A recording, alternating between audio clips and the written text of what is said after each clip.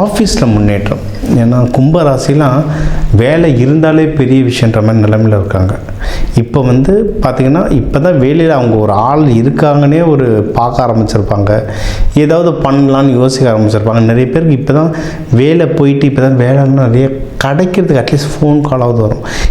அவங்களுடைய சூழ்நிலைகளை பொறுத்து வேலைகள் சிறப்பாக அமைச்சுக்கோங்க. ஏன்னா டைம் வந்துடுச்சு, வேலையை அமைச்சுக்கோங்க. எல்லாமே ரொம்ப நல்லதாகவே அமையும். பண விஷயத்தில் கொஞ்சம் ஜாகிரதையாக இருங்க. யாருக்கு கொடுக்குறோம், யாருக்கு வாங்குகிறோம், முன்னாடி சொன்ன மாதிரி கடன் மட்டும் கொடுத்துடாதீங்க, வாங்கிடாதீங்க. இது ரெண்டு முக்கியம். குடும்பத்தோட குலதெய்வம் கோயில் போயிட்டு வாங்க. சித்ரா பௌர்ணமிக்கு குலதெய்வ கோயில் வழிபாடும் ரொம்ப சூப்பர். கர்மாவை கழிக்கிறதுக்கு இது ஒரு சிறந்த நாள். இது தாராளமாக நல்லபடியாக பயன்படுத்திக்கோங்க.